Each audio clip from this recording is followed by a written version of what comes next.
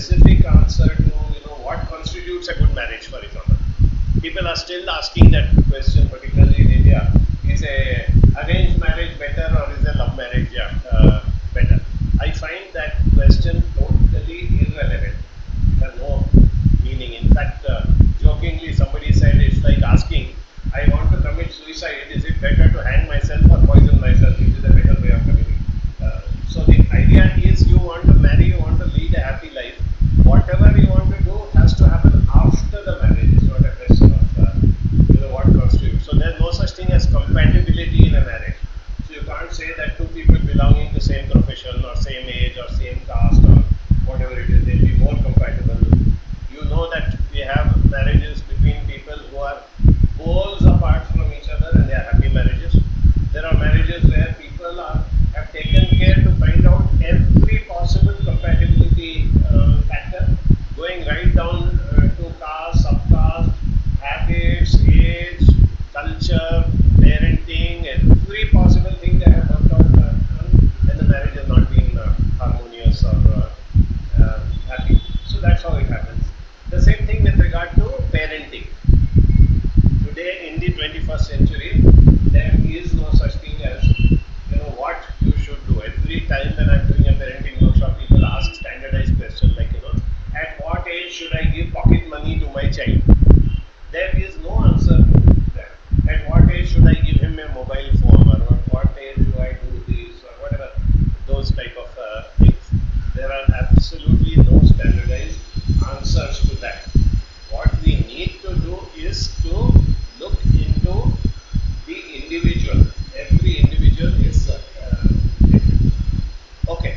One general thing that I would like to talk about is that when a irreversible loss takes place, it could be either death of a loved one or it could be death of a relationship, a very close relationship like marriage.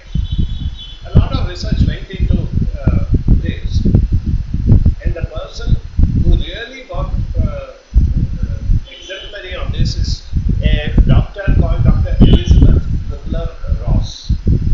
Kubler-Ross theory is, you can Google it and look into it. Dr. Elizabeth Kubler-Ross was a medical doctor who used to work primarily with old people. So a lot of her patients used to grow old and they used to die. So there were two things that she got concerned about. One was that when somebody is told that you are dying, you have last stage of cancer or you have this or that and you are going to die, how do people respond to something like that? Because all of us live with the hope that we are sort of going to live indefinitely. That is not something that we contemplate or even discuss or something of that sort. Similarly, when the death actually takes place, how does a person cope with it? So what she did was that she came out with a sort of theory which talks about the grieving process of the loss. Her focus was on loss on death, and subsequently she is also recognized as the mother of the hospice movement. You know what is that? Hospice? Hospice is not a hospital, but it is a place where people who are dying are taken care of, where there cannot be a cure to give them care. That is the basic principle of a hospice. So let's say I develop cancer. I go to my doctor, he says, no, you have to go to the oncologist. I go there and then he says, no, you have to be admitted in a specialty hospital. Then they make me undergo surgery or chemotherapy or whatever it happens. I recover, I'm fine, I'm happy, I get back to normal life. But what happens in the case where the doctor says, no, we have tried everything and everything has failed and now it's just a matter of time before you are going to pass away. Now no hospital wants to keep me and there's no point in my remaining in hospital also because there's no more treatment left. At the same time, I'm probably bedridden, I'm in pain, I'm distressed. So I can't just go back home and say, okay, let the death come or something of that sort. That's where this hospice movement comes in. A hospice is a place where people whose treatment is over and nothing more can be done, they are sent over death. So they do, they take care of the people in two aspects. One is the medical or the physical aspect. So supposing I am unable to eat or drink, so what do I do? Can you just adjust a little further? So Dr. Elizabeth Kubler-Ross came out with these steps of bereavement or grief. So it starts with something like shock or numbness. You go suddenly numb. If suddenly somebody comes and tells me that your father who was fit and fine or whatever it is gone, or even if he was suffering from cancer for the last 2 years, but today it has actually happened and he's gone. So there's this sense of numbness. There's this shock, and then there is denial. How can it be? I just met him this morning and I spoke to him. How can you tell me at 4 o'clock that he is no more? So there is this sense of denial. There is a sense of sort of distress. You know, has life come to an end? Is there anything left for me about this thing? Then there could be steps like anger. What did the doctors do? Why couldn't they have looked after? Or why couldn't my mother have looked after? Or something of that sort. I mean, then there's a sense of blame. Who was responsible? Why did he die? Why couldn't this have been done? Why couldn't that have been done? And something of that sort. Then there's a stage called bargaining. God, please get my father back. I'm willing to do anything. This should not happen to me, or something of that sort. There's a stage called shame. Did I let my father down? What guilt? Did I not do anything sufficient for him? So that's how those steps go one by one.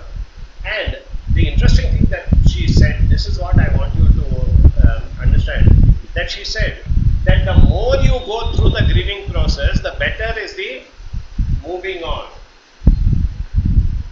If you try to short circuit that grieving process, you do not move on. The wisdom of this, if you see, lies in our ancient traditions. Let's say a woman lost her husband. You know the ritual they would do. They would dress her up as a bride and then make her break her bangles, remove her Mangal Sutra, and everybody would come there and all that, and there would be these people, and there would be a 3rd-day ceremony, a 13th-day ceremony, a 30th-day ceremony. Every time there would be wailing, crying, and all that used to go on. Today, when we look back upon it, we think that it is barbaric, but there is a wisdom behind it. It helped the person go through these stages. Every time that somebody came and they cried and they removed her Mangal Sutra ceremoniously, it was driving that point home. Now that those rituals are over, we have to find our own ways of going through it. What I have done is that I have modified that process of Elizabeth Kubler-Ross to talk about death of a relationship. Sorry, it didn't strike me.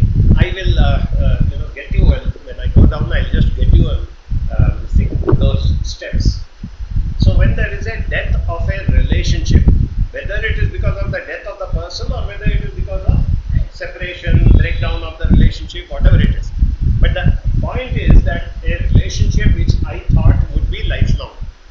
All of us get into a relationship with the lifelong commitment, at least as Indians and all that. We are still groomed into that you marry only once, you make a commitment, and it is for life. That's why we use the word life partner, that sort of thing.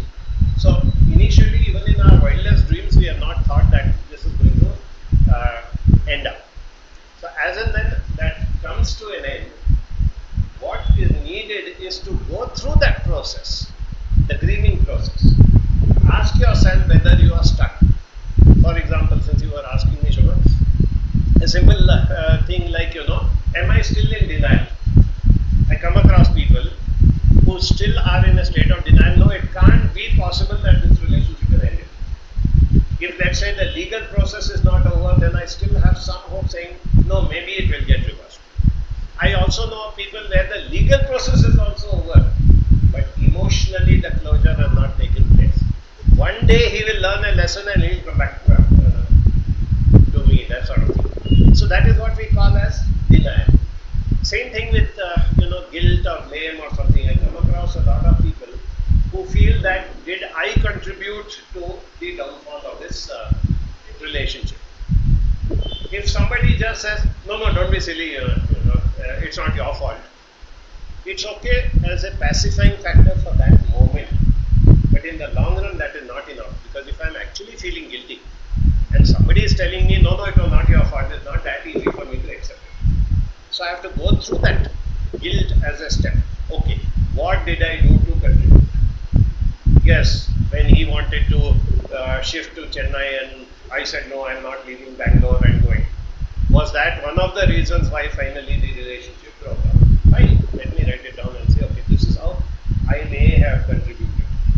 But when you get a holistic picture, you know there were 1, 2, 3, 4, 15 things that happened. Relationships don't break because of one odd incident or one odd unpleasantness or something. Out of that 15, if let's say two of them were my fault also, I can't really say that I am responsible for it. Right?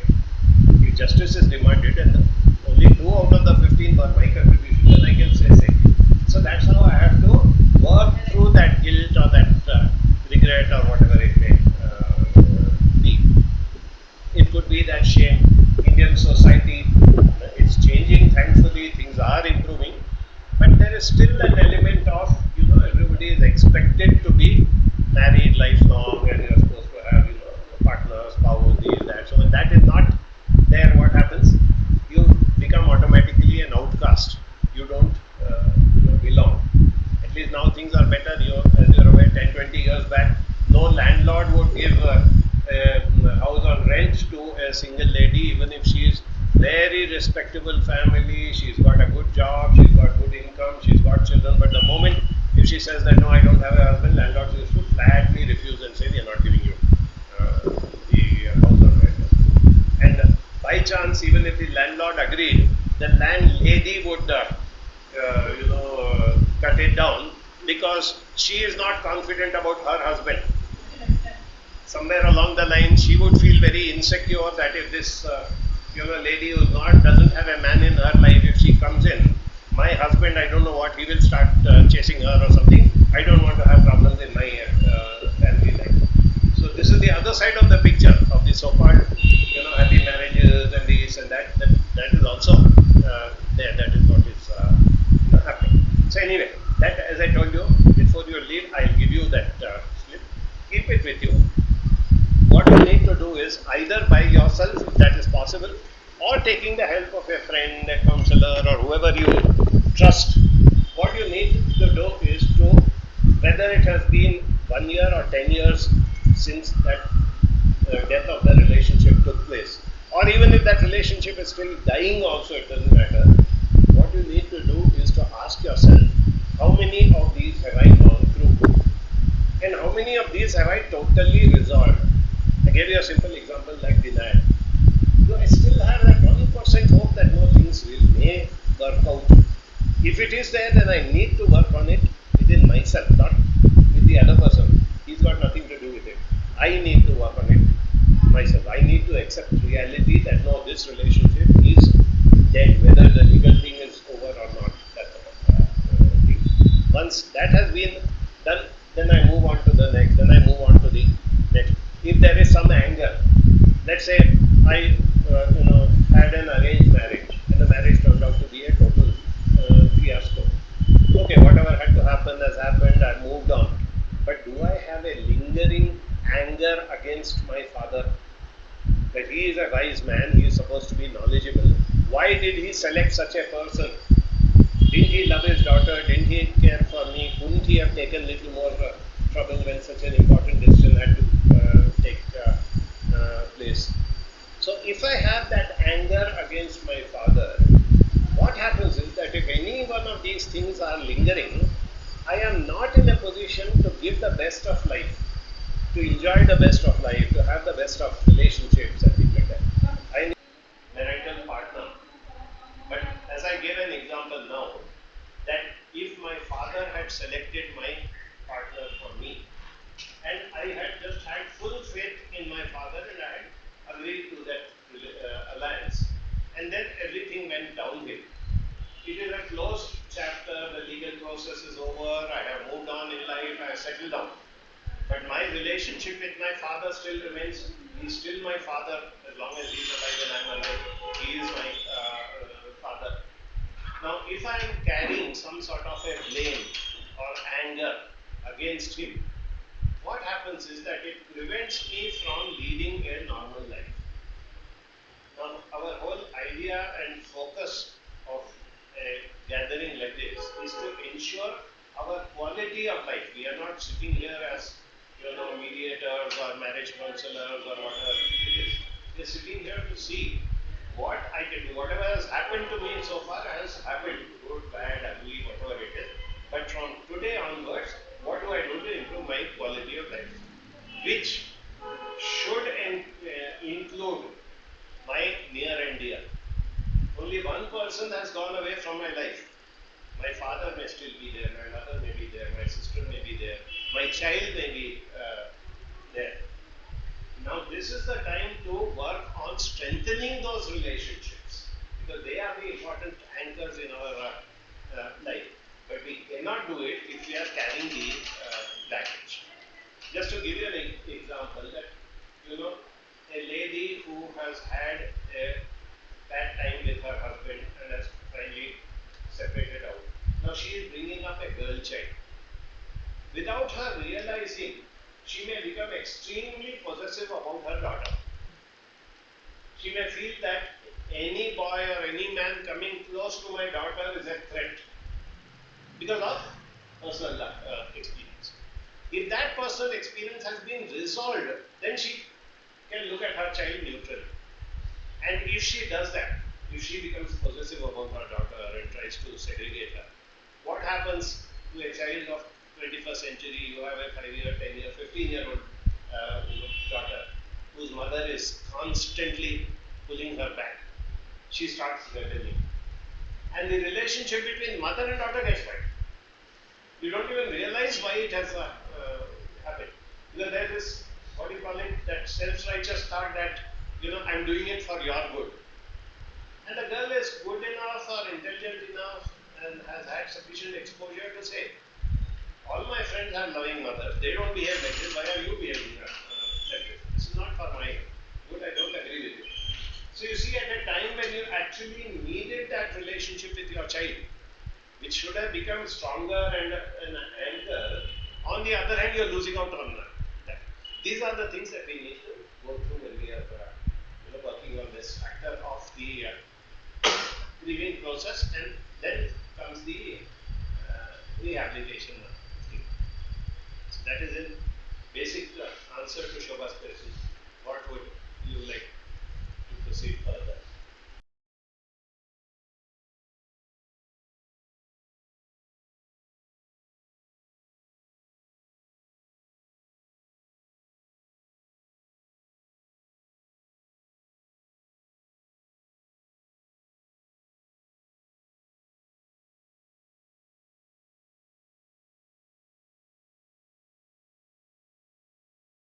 There is always this element that the absentee parent is always that Santa Claus type of thing.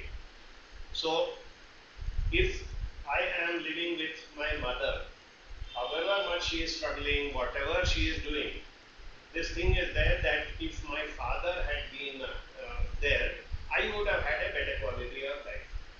And whether you like it or not, or whether you admit it or not, children of this generation do have some amount of that self-centeredness.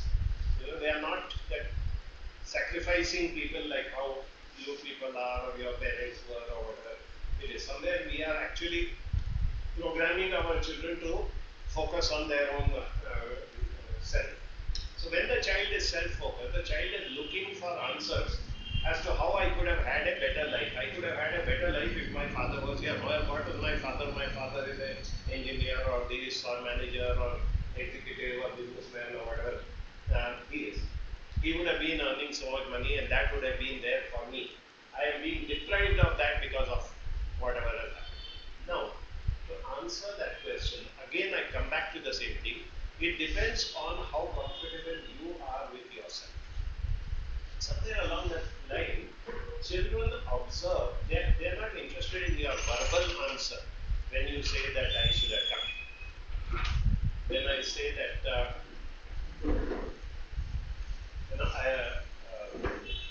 yeah, you should have stayed with father or whatever it is. If I have answered the questions to myself long back, it makes it easier for me to answer to my child. Otherwise, what happens is I become very defensive. If I start saying things to this child, like, you don't know what I went through, you know that he was violent, you know that he was doing, no, I think you're bluffing or you're exaggerating. I don't believe you. That sort of thing. But if I am not defensive, and if I say, okay, in this particular case, for example, you are 22 years old, you are already an adult, or even if it's a 15-year-old child, you can still do it and say, okay, well, let's sit down and discuss it. Everybody makes mistakes. Maybe, as you said, I may have made. But let's review it. Even now, it's not too late to sit and review and resolve what happened. If you were in my position, what would you have done if you were facing these issues? And then you see how the child turns around. These are some of the things. So, good parenting also depends on what I come back to, that is, how much you are at peace with yourself, how much you have resolved whatever you have gone through in life, which, as I said, was totally unexpected. So, whenever you go through this sort of a situation, you need to work on that.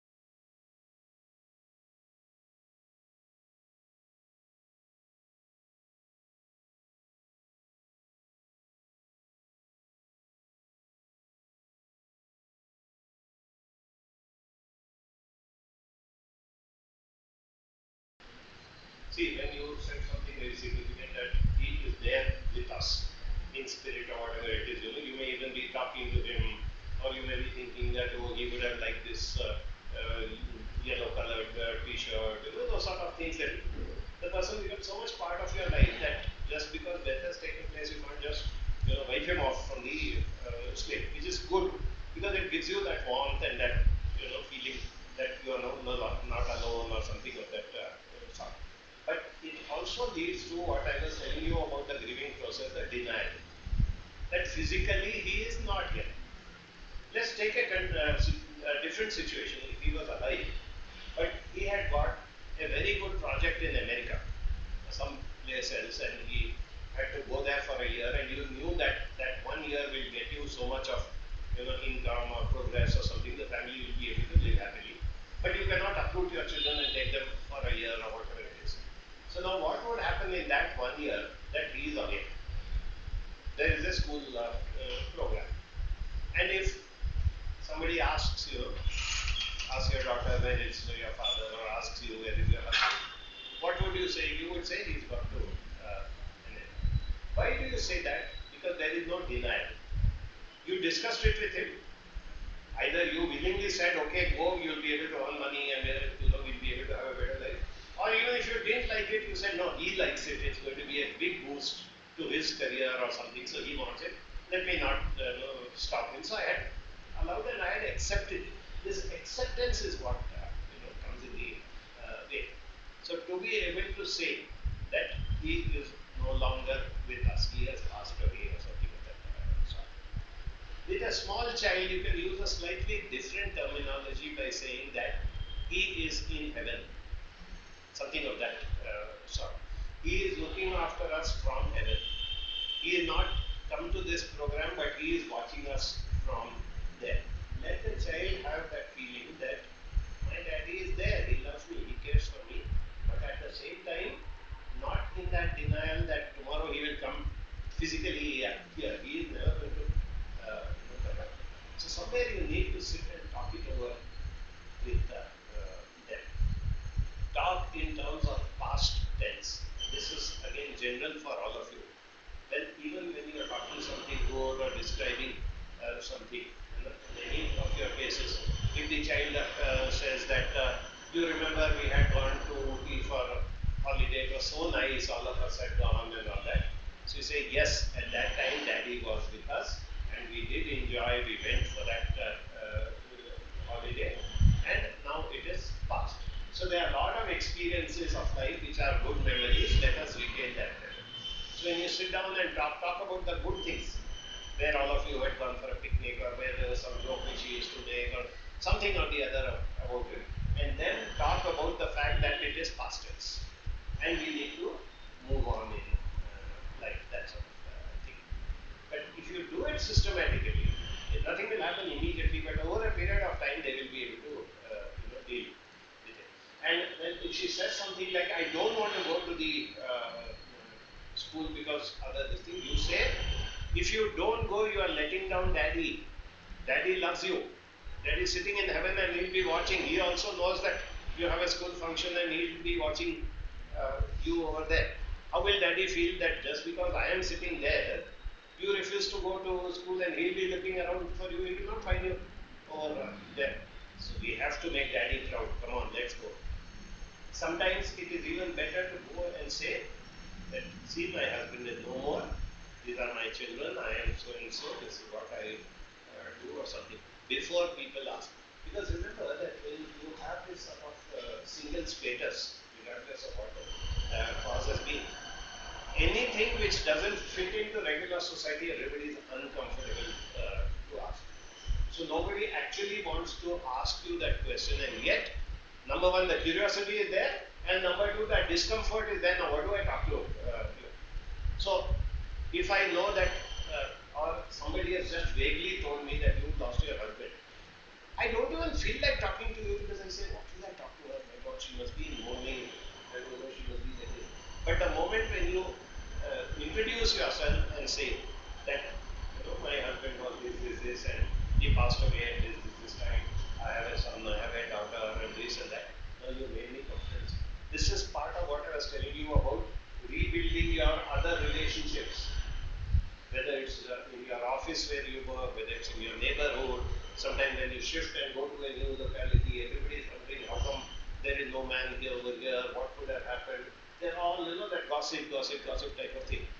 So if you could just plain and simple how you introduce yourself over here, if you can just say, go to your neighbor and say, good evening, I've just moved into this flat. I am a single mother, I have this child or two children or whatever it is. I work in such organization, this is what I do. Earlier I was living in so and so place. I thought this is closer to my child's school, so we shifted over here. The moment you start talking about it as a natural process, people get comfortable to. There is another factor which I wanted to tell you from my side. As I told you, whenever somebody is different, they are automatically looked upon as aliens. So we can see, for example, our citizens from the northeast states. If anybody from Manipur or that thing comes over here, they are immediately looked upon as aliens. And we are very suspicious, we don't include them. Of late, you must have been seeing the amount of hatred against Negroes who are here in a lot of them coming here to study and the blacks, and they are facing that. So, whenever you are different from the majority, you are always kept a distance apart. So, accept that. Don't fight that. Don't say that, why should somebody treat me differently just because I am not whatever it is. Accept it. So, how do you then cope cope with it. You find what we say, that birds of a feather flock together, that sort of thing. So you find like-minded people who have similar situations, similar interests, or something of that sort. So if you are a person from Manipur and you speak Manipuri language, in the entire locality you may not get a single person who speaks. So what do? You go hunting. And even if somebody is in Jainagar who speaks Manipuri, I make friends with that person, and then if I can't go there also, I can talk to him on the phone and get that thing that, okay, I can converse in my mother tongue to somebody right here in this city. That is where the significance of such a group or whatever comes around. Whenever you find that you can work, and here again it works two ways. One is on a one-to-one basis. So I identify one person who is in a similar boat or in a similar situation, and I link up with that person. The other is to do it as a group, because then it starts binding. Because one person may or may not have the same attitudes and behavior and thinking as you have. So it becomes difficult if you are relying only on a one-to-one basis. But when there is a group, if A is not available, B is busy, C is not interested in me, I can find D and say, okay, we can share something and we can understand each other and things of that sort. I wanted to share with you about, you must have heard of this organization called AA, Alcoholics Anonymous. It is Alcoholics Anonymous, AA. This is the most successful self-help group in the whole world. They exist in about 130 countries. It started off in the year 1937. It was very interesting. There was a gentleman who used to every evening go from office straight to the bar, get drunk. And then he would quarrel with his wife, he would have all sorts of problems. He wanted to get out of that drinking habit, but he was just not being able. He had got so badly addicted that the moment evening comes, even if he forces himself to go home, half an hour later he would come out and again go to the bar. He had a friend who was a doctor. So he went to him and said that you are a doctor, can you not cure me? Can you not do something so that I don't have this craving for alcohol? Interestingly, the doctor said, if I had a cure, I would have cured myself. I'm also an alcoholic. And I'm very upset about it, and I don't know what to do. So what I can do is, I finish my work, you finish your work, come to this park which is in the middle of our this thing. We'll sit here and prevent each other from going to the bar. So beyond a certain point, the bars will start closing, you'll start getting hungry, you'll want to go home and have dinner. So that crucial time will pass off and then we'll both go home. That's how Alcoholics Anonymous started off. And today, as I said, it is in 135 countries. I've had the privilege. There's only one person in AA who is called the A-class trustee, who is a non-alcoholic, because they need a name and a face. Alcoholics are anonymous, as we say, so they don't come out in the open and they don't declare for that sort of thing. So they need one person. So I had the privilege of being their A-class trustee, and I worked very close with them. To become a member of AA, all you have to do is to walk in. If this is a AA meeting going on, I have to walk in and introduce myself only by my first name, saying, my name is Ali and I am an alcoholic. I've admitted that I'm an alcoholic. That's all I have to do. If I say, I'm a social drinker, I can give up whenever I want. Once in a while I drink out. You first admit that you are an alcoholic, then you become a member. Beyond that, you don't want to give any details, you can remain anonymous. You can even give a pseudonym. Instead of saying Ali, I will say, my name is Vijay. Okay, we'll call you Vijay. No issues. That sort of thing. And when they meet, what happens is that everybody talks about how alcohol has spoiled their life. So one person says that my name is Ali, I'm an alcoholic, and I'm getting very upset because my wife is threatening to leave me and go away. I'm having financial problems and this and that. But today I've not had a drink. Instead of going and having a drink, I've come here for this meeting, so I'm hoping that today I will not have a drink. The next person sitting says, my name is Vijay and I'm an alcoholic and I've not had a drink today. So I turn to him and say, where do you normally go for drink? He said, the last time I had alcohol was in the year 2004. 13 years you've not had a drink. Yes, I've not had a drink. Then you said that today I've not had a drink. Yes, I live one day at a time. Because I don't know whether tomorrow I will end up giving up. So I'm still coming here because I want to reassure to myself. So when I hear stories from people, it gets reassured to me that I need to keep away from and then the best part of it, which I wanted to suggest to you people is, they have what is known as a 12-step process for rehabilitation and getting back to normal life.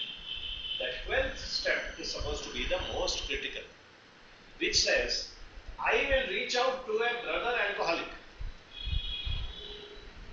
and give all my support to that person in whatever way I can. There are AA members who go to another alcoholic's office and stand outside waiting for him to come out. When he comes out, they say, don't go to the bar, come with me, we'll go and sit in coffee day or we'll do something else. That is what keeps the thing going. So they don't come there expecting, when I go there, I will get some benefits. They will help me or something. I am coming here to help the others. And that can keep the thing going. I have also I've been part of and I've helped to promote a number of self-help groups. Those which fizzled off were because a person comes there and says, okay, every week or every month you are having a meeting. I have attended 6 meetings, how have I benefited from that? So what's the point? Why should I waste my time? If you come with that attitude, nothing will happen. But if I say, I have been through misery, so I know I can empathize with this person or this person or this person, because I have felt that pain. The other people who have not gone through a similar experience, they can't feel the pain that I can feel. So I am here. I can't help her in any way. She lives in the other end of the city. She's got her own issues. She's got her family, children, this, that. I have nothing to do with her.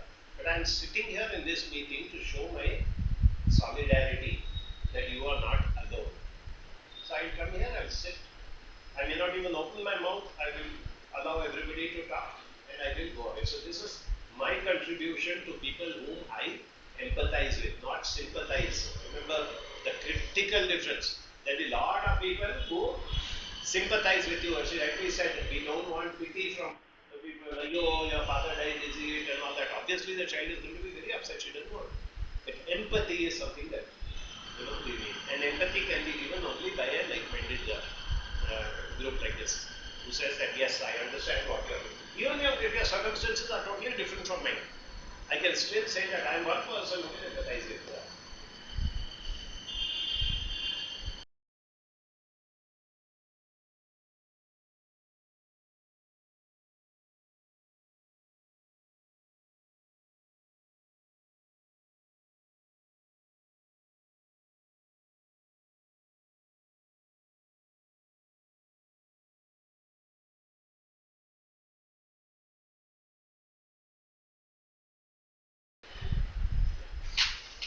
There are two aspects which have become of deep concern in this generation. One is the single child phenomenon. One generation back, nobody had even heard of a concept of one child or two child or whatever it is. Just to drive the point home, can any one of you tell me how many siblings were either your father or your mother? Like my father had 3 brothers and 2 sisters, so including him, there were 6 of them. Anyone tell me about your father or your mother? Number? 9, 7, 7, 7, 9. Okay. Now, how many of you sitting over here have 9 children? 7 children? 5 children? 3 children? So you know it is either one or two. So within one generation from your parents to your children. We have moved from a huge family to the one or two. At least if there are two, there is some semblance of understanding, what is there. But a single child has needs which are totally different, even if it's a child with two parents. So let's first start with that. That the single child's needs are different from a child. I'm not saying there's anything wrong. You choose to have one child, it's perfectly okay, that's your wish. But the needs of a single child are different from a child who has siblings. That is what I want you to understand.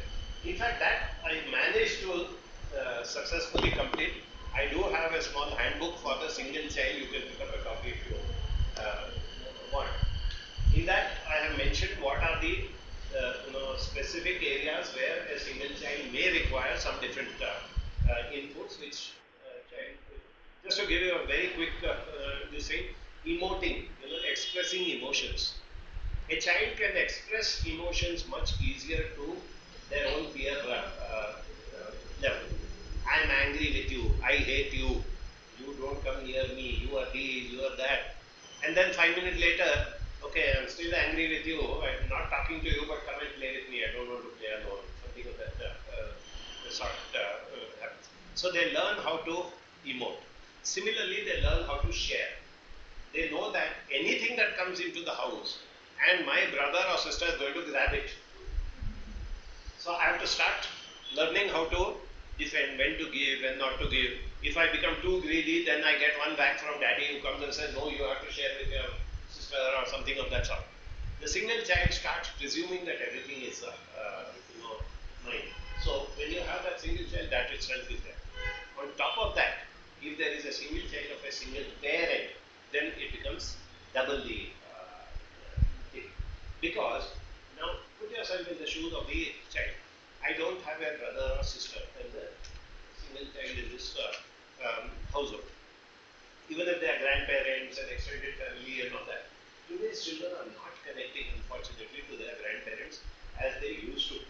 Because somewhere along the line, I told you, that self-centeredness has become so much that they are thinking of grandchildren and grandparents as some outsiders or visitors or something. Okay, you have told me I have to pay respect to Tata, I have to be polite to him, or I have to listen to Adi, I will do that. But I don't identify myself with him as I do with my father or mother. So if one is out and I have only one person, so all my expectation goes on that one parent. So at this young age, you have to start off by telling your child that certain things you will get, certain things you will not get. This I can do, that I cannot do. A little bit of a tantrum, ignore totally. See, that's one mistake which we make as parents very often. If my child is throwing a tantrum and I have decided no, my child is saying I want ice cream. I feel no, this is not the right time to buy ice cream. Tomorrow is Sunday, anyway we are going to the mall and anyway she will ask for an ice cream, so I am going to buy. So today I don't want to buy her ice cream. I have logically decided that I don't want to buy her ice cream. So she asked for it and I said no. She asked second time, I say no. She's pleading, whining, I say no. She starts throwing a tantrum. She starts making a scene. And I get fed up and I said, take your stupid ice cream and go. That is the worst thing that you can do to a child. If you have decided that I am not going to give the ice cream, let her start banging her head against the wall. When it starts paining, she will stop herself. Let her refuse to eat food. You're not buying me ice cream, I'm not going to have food. Okay, you're going to be hungry. What I'll do is, I will keep this food here on the table. Even in the middle of the night, you get hungry, you get up and come and have it. But don't panic. Oh my God, she will starve. No child starves herself to death. Let me tell you that nothing is going to happen. The more and if you do that 1, 2, 3, 4, 5, 6, 7, 8, 9 times, is understand and say, "Mommy will not get carried away by all these type of things." So the little bit of that carrot and stick, some places there, and where you have a doubt that maybe I should give her the ice cream because after all she loves ice cream and the weather is become warm or something of that sort. Then you give a maybe answer. Let me see what time I can please sorry, if I can complete that cooking and we still have time, or this, or that we were supposed to come. If she doesn't come or something of that sort, then I will do it. Remind me after an hour or something of that sort. Keep the options open. Decide after an hour whether you want to do it or not. And if you feel that yes, it's okay for me to buy it, you say normally I would not have got it because anyway Sundays we go to the mall and you have your favorite ice cream and all that. But today since you asked for it, I also want you to understand that you cannot demand it every Saturday. Today because you were so keen, you wanted it, and I didn't want to say no to you, I've given it to you, but that does not mean that every Saturday you're going to get. So next Saturday, right now I'm telling you, I will take you for that ice cream provided next Saturday you don't bug me. Are you okay with it? What happens next Saturday? Tell me. As mothers. They will bug again. Again she will say, no, I want it. Next Saturday don't buy mommy, but this Saturday you have to buy. This Saturday this happened, that happened, that happened. Don't be very rigid. I had told you, somewhere I think the message has not got very clear, and since you are saying so much, no? Okay. But next Saturday, maybe what you do is take a piece of paper. If she's old enough, you make her write, otherwise, you write on a piece of paper and say, next Saturday, look at the calendar, what is going to be the date on next Saturday? It's going to be 11th of March. 11th March, Saturday, no ice cream for whatever her name is. Pin it up. So now you have let go by another week. The next Saturday you put your foot down. Today you are not going to do that. There again you can be a little liberal by saying if you want a chocolate, I'll get it. We'll go for a walk, we'll go down to that football, have to anyway buy certain things. A small chocolate if you want, I'll get it. And the moment she says, I don't want that stupid chocolate, I want only ice cream. Now chocolate is also out because you said stupid, no? The chocolate got very angry with the you called him stupid.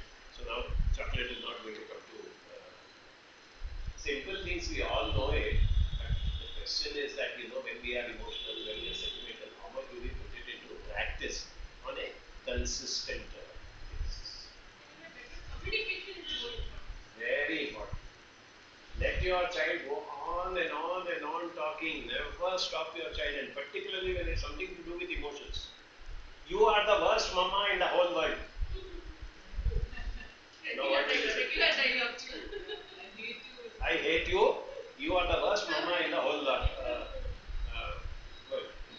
There was this little fellow who told his mother, you taking me to the school, but you take me up to whatever, 10 yards away from the school, from that corner, and you go away. Don't come up to the gate. Why? You are the fattest mama in my class. In one of the movies, English, he says, you doesn't know please don't come. Nah, don't come because you don't know. Now, these are ways and means in which the child is finding this footing. The child is communicating with you, the child is bringing out certain emotions. As I said, if it is safe for him to walk those extra 20 steps, you say, okay, but I will stand here and wait till you go inside the gate or whatever it is. Do it, oblige, doesn't matter. But do make it a point the next weekend, sit with him and say, why do you feel bad if mama comes over there? Why do you hate mama? You said you hate mama, I accepted it. Yes, you must be having reason. Now I want to know what are the reasons that you didn't buy me ice cream. So that is right. So you mean to say if I buy you ice cream, I'll become the best mama in the whole world? Does it work that way? It doesn't work that way. And why do you think? Come on, now you tell me. Why do you think Mama didn't tell you that ice cream? Did I say that I hate you? I always say that I love you, no? But still I don't buy ice cream. Why is it that we do that? Make her understand her emotions. What if they compare you to the other parents? Yes, that is very common. They will do that, and particularly an absentee parent. Because the father she is seeing only once in a week. So the father is showing his best side to the child. The father doesn't have to take care of her or make her do homework or whatever all that tolerate her tantrums and all that. So she is going to, say that, see, daddy is so good, you are so bad. Accept it. Yes. I'm glad you feel daddy is good because he's your daddy, no? I'm glad you have a good daddy. But I'm still not going to buy you your ice cream. I do love you. I care for you. And I'm still going to make you sit and do the homework. I love you very much. But I'm going to sit here and see that you complete the I'll go and live with daddy. He won't force me to do homework. That we'll see as and when that happens. We'll see. Right now, you're not living with daddy. No, you meet daddy only on Sundays. Right now, weekdays we have to do homework, and I'll see to it that you do that homework. And then, most important, as I told you, that time it was a conflict situation. You handle it then. When there is no conflict situation, when you are on a weekend, when you are on off, and nothing is no homework or holidays have started, that's the time when you sit and say, I remember you were telling me that you hate me because I make you do homework. You don't like me because of that. You are even telling me that daddy never forces me to do homework. Why are you doing that? So let me explain to you. Are you willing to listen to me? Why homework is important? Why studies is important? I love you so much that I want to ensure that you study well and you get good this thing so that you can go ahead and do that. Many a time children give a deaf ear to it. No, ma, I don't believe you. No, no, no, no. Don't get taken away by that. It is sinking into their mind. They will not acknowledge like adults and say, thank you very much for enlightening me. I never knew this or something. And because they are uncomfortable and the truth is coming, which they know is the truth, they will actually protest by saying, ah, you are always lecturing me. No, I still feel that is very good. The message is over. That's all.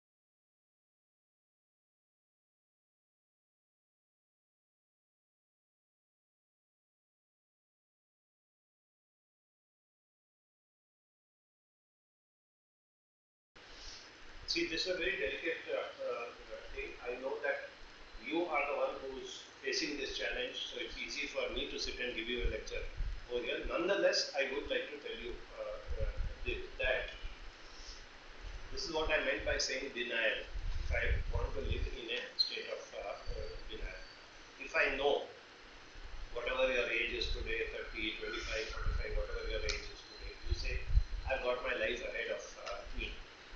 A certain thing has happened which is different from what happens to other families in my neighborhood. They are father, mother bringing up a child. I am only mother bringing up my child, so I am different from the others. First thing, as you yourself said, there are these children who will try to bring it out from the child. There are there are even these mothers of the children who will be there in the play area and who will ask, in which city in US is your father? Obviously, the child doesn't know. Which month did? Do you think some special kind of counseling should be taken in regard to like how to cope with being a single parent or how to do that? Yeah, that's what I was telling you. Know that today I'll give you that this thing. I want you to have a look at that the grieving process on the loss of a relationship. At the first level, do it by yourself. Do an introspection and tick out. This I know. I am not in denial. Anybody ask me, I said that yes, I am a single parent. My husband is no more, or whatever this is, and this is what. So I can put it on. As far as this blame is concerned or anger, I still carry an anger against my father or something. So put a red mark over there. Then ask yourself, what can I do to work on these issues? Like if I say that, no, how long can I go on doing this? And please remember, it leads to more gossip than you deny. Ah, see, she's saying that. That means something must have this, that, this.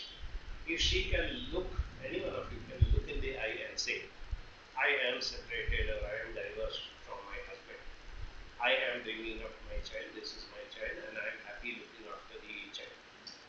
Very soon, that thrill of the gossip goes away. What do they gossip? And she herself is admitting the. And they also see that you're confident. So You are there's no confident. question of They can't tease yeah, you, they do can't. anything. And the same thing you empower your child. Yes, my daddy does not live with us. Child need not use the word separation divorce. My daddy does not live with me. He lives separately. I live with my mama, and if she has a brother or sister, or even a grandmother or grandfather, my family is my mama, my grandmother, my brother. We live together. Daddy does not live with us. Or in your case, daddy comes every Sunday to see me. But other than that, he does not live with me. That helps. Okay. So going back to this thing, the grieving process. Once you start doing that, see how much you can do on your own. Like, can you now slowly switch over and say, okay, now I'm going to be a little assertive with confidence. I'm going to look a person in the eye and say, this is what I would like to do. If you find that no, somewhere I don't have that confidence level, I'm not able to do it. Then what you said, look for a counselor, and counselor does not have to be a professional counselor. You have an elder sister who is a very mature and a balanced person, and she's got the time for you. Let her sit and help you out. Okay, next time you have to talk to that neighbor, I'll come with you and I'll say that, tell them, and then she'll give you a feedback. No, when you were telling, you it almost sounded like an apology as though you have done something wrong. So now you reverse. Come on, say it confidently. Come back here and maybe. Yeah, I'm coming to that. I'm coming to that. If that is there, so first is what you do by yourself. Second is what you can do with your near and dear, whoever is supporting. If that is not there, then definitely you are welcome to come back for a one-to-one discussion. I am there. We have a team, so others are there. Whoever you are comfortable with, one of us can help you through that process.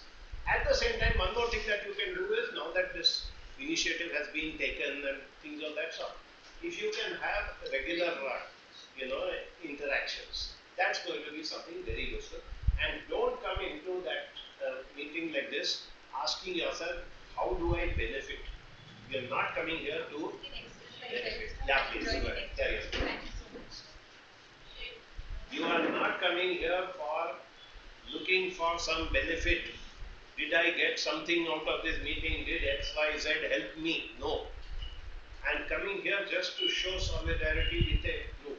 See, if you have, say, you belong to a particular community or a particular extended family or whatever it is, and there is a ritual, a puja or a whatever ceremony or something happening, do you go there expecting what do I get out of it? You say, I am part of this extended family.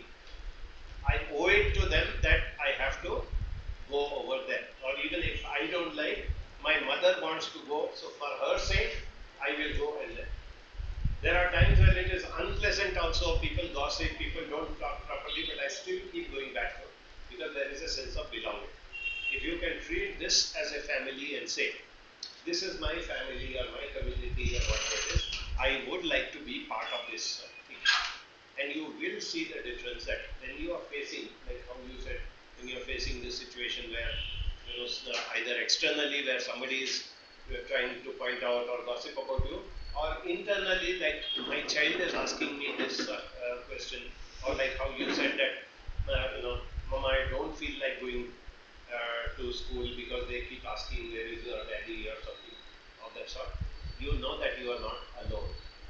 That is why I gave you that example of AA to say that I am not alone. There are people who are doing it, so I can also do it. These are the three things that I want you to keep in mind. And it will be wonderful if you can even spend the time today before you disperse in getting to know each other, understanding each other at a human level. It's not important whether she's a doctor or she's an HR person or she's a whatever it is. From the human angle, if you could, do a round of 4-5 introductions, like, what type of music you like, or what are your extracurricular activities, or what do you love most about your child. Each of these things gives you an insight into that person as an individual. Don't label people that she is a widow because she has lost her husband. She is a divorcee because she has been divorced. We are basically all human beings, but with a common cause, with that thing of that we want to be there for each other. So you start that process. I will give you those that grieving process.